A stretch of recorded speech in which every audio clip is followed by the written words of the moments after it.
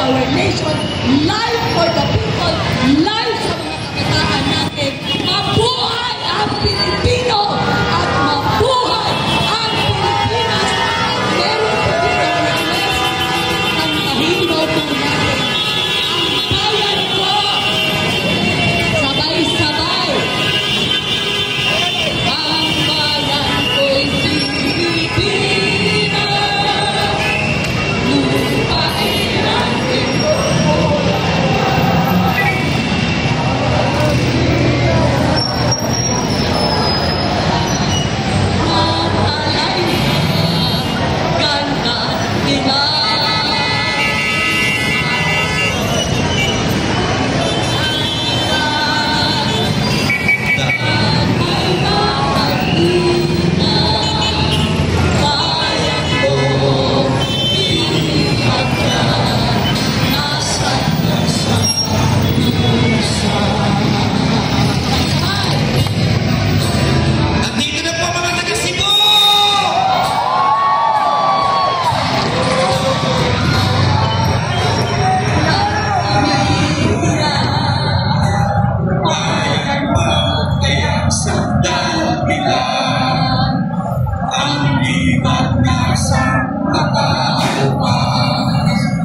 Pilipinas kong limunsya,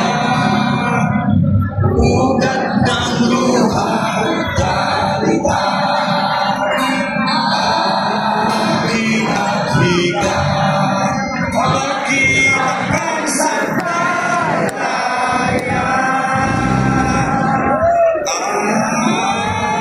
Hika-hika, mag-iwag ang sandalaya.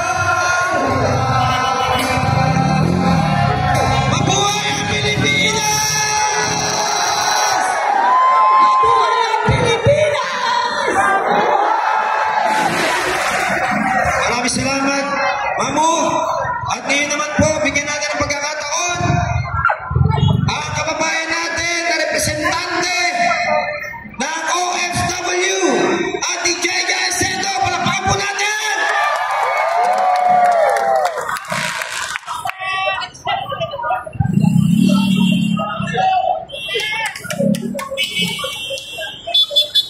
Palakpakan po natin ang agent ng bayan. Nandito na rin!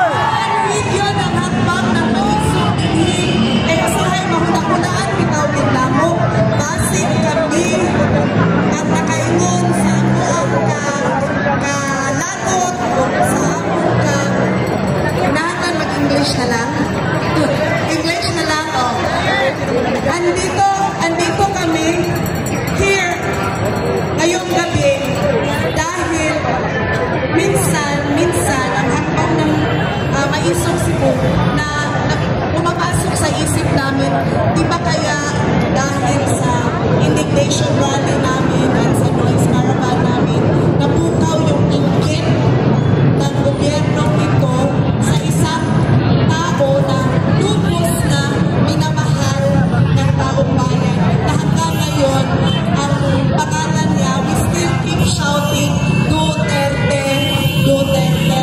So yun ang aming napapaisip kami na baka fault namin lahat ito. Bakit naigit sila at kinidnap nila yung tatay natin at dinala sa dahil. Ngayon pa man, we are taking this opportunity para mag-join dito sa rally na ito, this birthday celebration. At ang gusto ko lang sanang i-address ang ating men in uniform. Good evening po. Good evening po. Say good evening to our men in uniform. Good evening, may gabi. Magandang gabi po sa inyo. Alam naman siguro niyo po, mga ma'am at mga sir, civilian authority is sovereign. Sovereignty resides in the people, and all government authority is in us, no? Sa ating civilian population. Kaya nga tayo ay democratic at republican na estado. Ibig sabihin, majority wins, pero ang majority nag-exercise ng ating will through the representative sa ating mga ahente. Sino ba ang ahente na gobyerno natin? Yung mga ini-elect natin. Ahente lang natin sila. Trabahante lang natin sila. Diba? Dapat sana ang trabahante susunod kung ano yung gusto na prinsipal ng taong bayan, correct? Ginusto nyo ba na mag-sign sila ng impeachment at impeachment? Ginusto nyo ba? Tinanong ba nila kayo? Ginusto nyo ba na pinunan ng pondo ang PhilHealth? Nag-ask ba sila ng permission na kunin namin ang $200 million, billion pesos from the PhilHealth Fund so that kung magkasakit man kayo, baka hindi na kakasya yung pera ng bayan. Did they ask permission?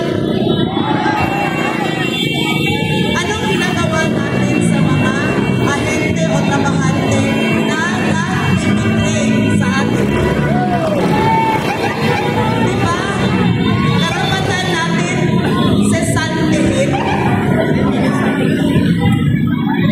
So, yun lang ang gusto ko sanang ipaabot. Dahil tayo ang principal, dahil nandito sa atin ang authority ng gobyerno ito, kung pwede man natin ibigay yung authority sa ating mga hinahalal, yung mga elected officials natin, pwede din natin kunin ang mandato. Kunin ang mandato at ipapa sa ating kamay. And that is what we want to remind our men in uniform. When the time comes that the people of the Philippines withdraw their support from their elected officials, who will you choose? Sino ang pipiliin nyo? Utang ng loob, piliin nyo ang bayan. Piliin nyo ang Pilipino. Please choose us. If you protect us, we will protect you. Yun lang po. Salamat. Maraming salamat, Atty.